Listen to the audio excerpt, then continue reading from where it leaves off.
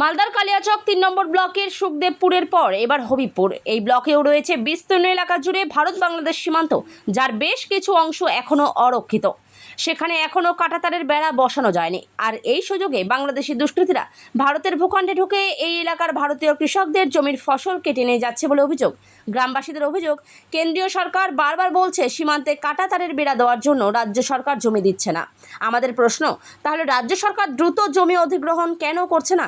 অরক্ষিত এলাকায় কাঁটাতার না থাকায় তাদের পরিশ্রমের ফসল এভাবেই বাংলাদেশি দুষ্কৃতীরা কেটে নিয়ে যাচ্ছে দিনের পর দিন। শুধুই ফসল কাটা নয়, যেহেতু অরক্ষিত সীমান্ত সেহেতু গ্রামবাসীরা নিরাপত্তার অভাবও বোধ করছেন। তাদের বক্তব্য, বিএসএফ রয়েছে, তাদেরও নজর এড়িয়ে দুষ্কৃতীরা ভারতে ঢোকার চেষ্টা করছে। দ্রুত কাঁটাতারের বেড়া দেওয়ার জন্য তারা এলাকার বিধায়কের দ্বারস্থ হয়েছেন।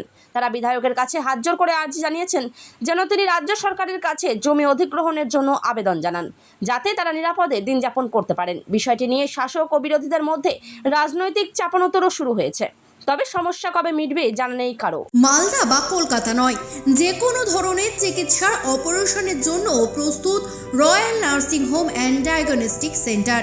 যোগাযোগ সুজাপুর, কালিয়াচক, মালদা। Phone number 8906905177। সমস্যা আছে যে এই যে আমাদের বর্ডার 0 পয়েন্টে আছে আমাদের জমি জায়গা সম্পূর্ণ বিএসএফ আমাদের নাগালে, কিন্তু আমাদের যে বাংলাদেশিদের রাত্রেবেলায় এসে ধান পাতান কেটে নিয়ে চলে যাচ্ছে বা কাটা ধান নিয়ে চলে যাচ্ছে।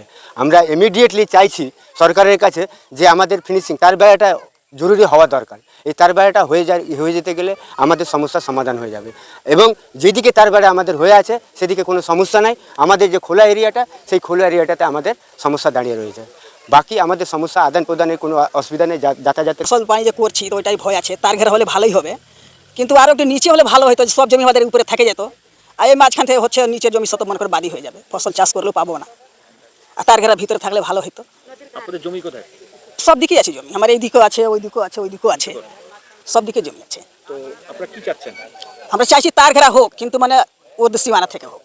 নদীর ধারে ধারে হলে ভালো হতো, সবারই জমি এদিকে থাকে যেত, জমি কারোর নোকসান হতো না। যে এই যে ফিনিশিংটা ব্যাপার, এই ফিনিশিংটি ব্যাপারটা হচ্ছে আপনারা জানেন যে রাজ্য সরকার জমি না দিলে কোথা থেকে কাজটা হবে। আপনারা তো দেখেছেন যে বিভিন্ন বড় বড় বর্ডার এরিয়াতে ফিনিশিং হয়েছে। এই ছোট জায়গার জন্য ফিনিশিং হবে না তা কিন্তু নয়, ছোট জায়গার জন্য ফিনিশিংটা হবে। কিন্তু এখানে যতক্ষণ পর্যন্ত অধিগ্রহণ করবে না, জমি চিহ্নিত করে অধিগ্রহণ করবে না, যতক্ষণ পর্যন্ত সেখানে অধিগ্রহণ করে কেন্দ্র সরকারের হাতে তুলে দেবে না, ততক্ষণ পর্যন্ত কাজটা কিন্তু হবে না। সেই জমিটা তো কেন্দ্র সরকারের হাতে তুলে দিতে হবে।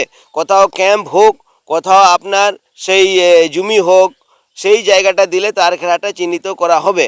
আমি চাইবো যে রাজ্য সরকারকে বলবো জমি দিতে, এখানকার মানুষের অসুবিধা যেন না হয়। আপনার কাছে একটা অনুরোধ, রাজনীতি করার সময় অনেক পড়ে থাকবে। আপনি যে বর্ডার ফেন্সিং কেন হচ্ছে না বলে যে অভিনয়টা শুরু করেছেন নতুন করে, আপনার জেনে রাখা উচিত। According to the requirement of central government, আমাদের গভর্নমেন্ট অলরেডি মালদা জেলায় যে রিকোয়ারমেন্ট ওনারা সাবমিট করেছিলেন সেই অনুযায়ী জায়গা দিয়ে দেওয়া হয়েছে, এবং ফেন্সিংয়ের কাজ অলরেডি হ্যাজ বিন স্টার্টেড।